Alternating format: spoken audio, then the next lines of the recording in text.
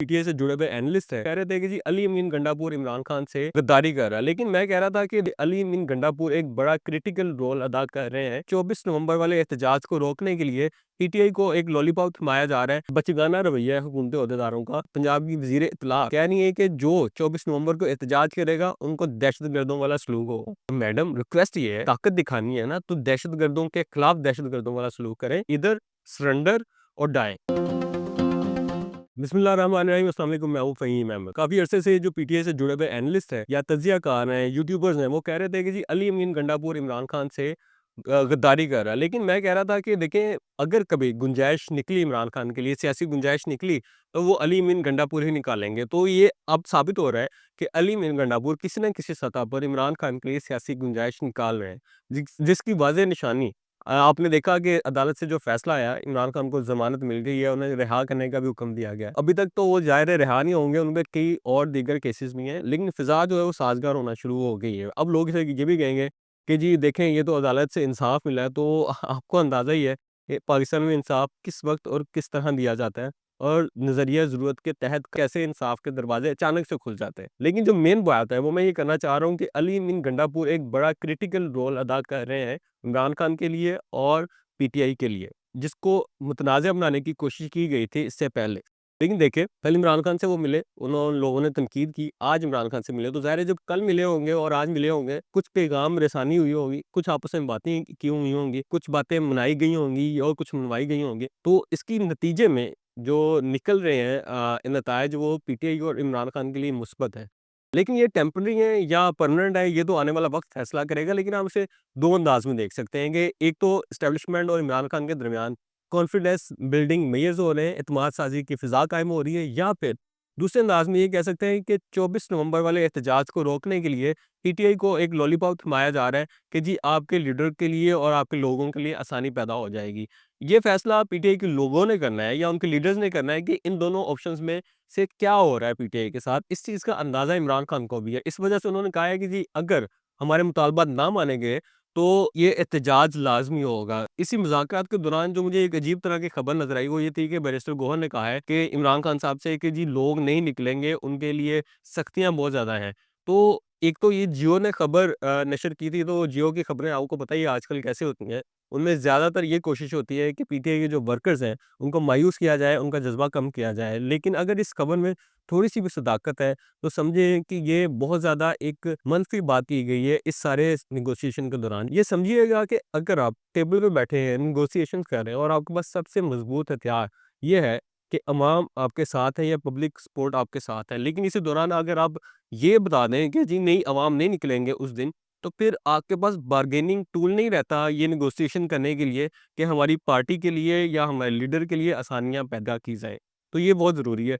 Barrister Gohar या जो दीगर लीडरान हैं, उनको ये ख़्याल रखना पड़ेगा इस सारी सिचुएशन में, वो अपना जो किरदार है वो इस तरह का रखें कि जिससे पीटीआई को फ़ायदा हो, नुकसान ना हो। इस सारी सिचुएशन में ना एक मुहावरा है कि बेगानी शादी में अब्दुल्ला दीवाना। तो नून लीग ने भी एक अजीब तरह का ट्रेंड शुरू कर दिया है कि जी डील हो गई है और इमरान खान साहब पहले लाडले थे और अभी भी लाडले हैं। तो देखें, ये बात उन्हें जचती है जिन्होंने खुद ऐसा ना किया हो। आपका तो माज़ी भरा हुआ है डील से और ये आपके लीडर एतराफ़ कर चुके हैं और उनके बेचारे भी क्या करते हैं, उनके लिए लोग निकलते नहीं थे। और इस चीज़ का एतराफ़ ये मैं नहीं कह रहा, इस चीज़ का एतराफ़ नून लीग के अपने लीडर्स कह चुके हैं कि जब नवाज़ शरीफ साहब गिरफ्तार होते थे, तो लीडर निकलते नहीं थे, तो फिर हम नज़रियात का चूरन कैसे बेचते? तो अगर पीटीआई के सपोर्टर्स की वजह से, उनकी मज़ामती सियासत की वजह से ऐसे दरवाज़े खुले हैं, जिनके ज़रिए बातचीत हो सकती है, तो फिर इसमें मुज़ायका क्या है अगर आप सियासी अंदाज़ में देखें तो? अब मैं ये बिल्कुल नहीं कह रहा कि जी इमरान खान साहब भी दीगर सियासतदानों की तरह बूट पॉलिश करना शुरू कर दें और अपने नज़रियात पे समझौता कर लें।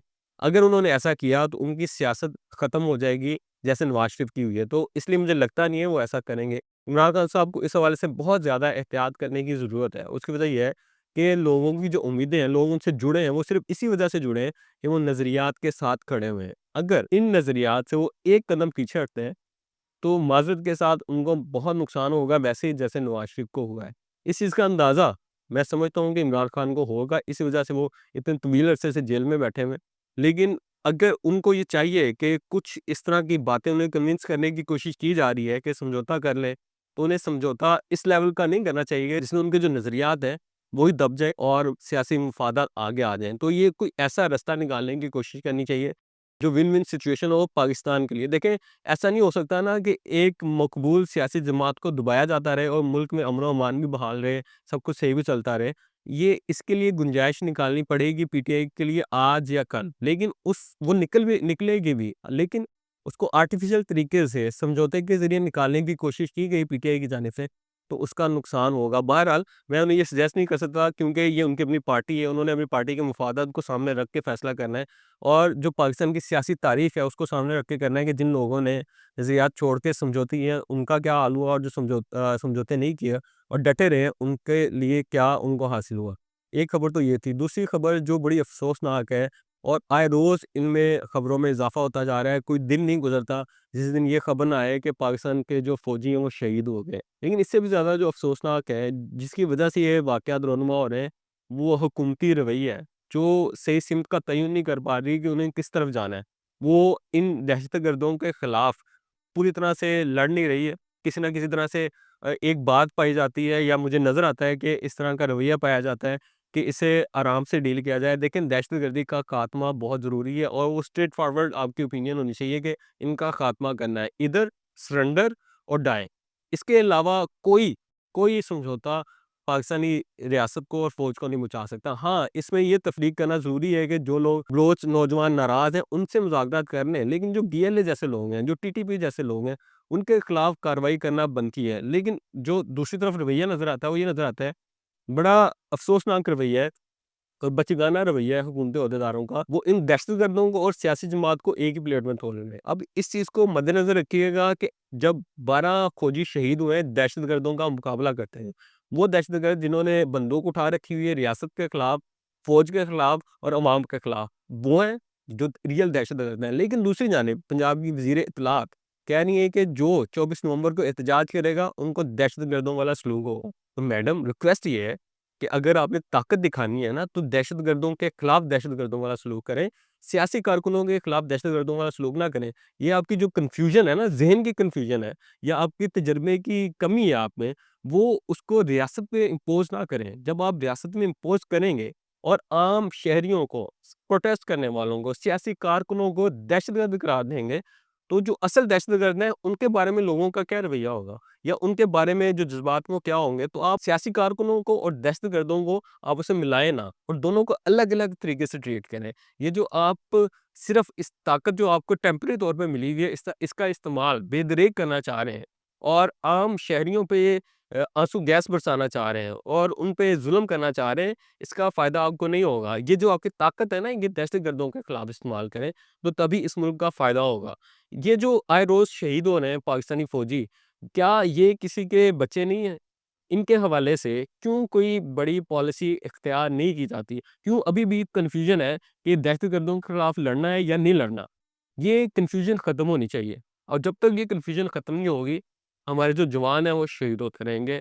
अल्लाह उनकी हिफ़ाज़त फ़रमाए क्योंकि हुकूमत से तो अभी कुछ ऐसे फ़ैसला साज़ी नज़र नहीं आ रही जो उनकी हिफ़ाज़त यकीनी बनाए। तो आज ये 2 खबरें थी जिनके हवाले से आपसे बात करनी थी। इंशाअल्लाह अगली वीडियो के साथ दोबारा हाज़िर होऊँगा। अपना ख़्याल रखिएगा। अल्लाह हाफ़िज़।